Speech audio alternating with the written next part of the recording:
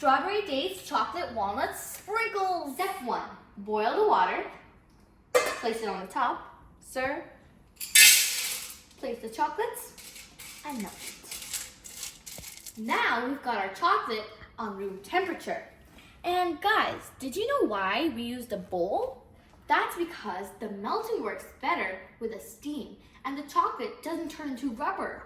Whoa! Then we're going to pick up the bowl and gently place it on our board. Step 2, we're going to take our strawberry, dip it in the chocolate, and twirl it around.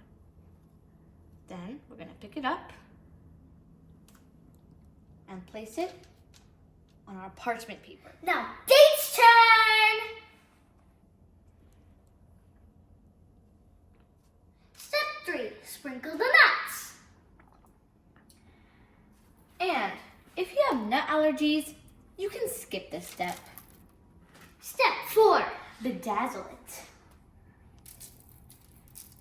Oh, it's ready! Step 5, place it in the freezer for an hour.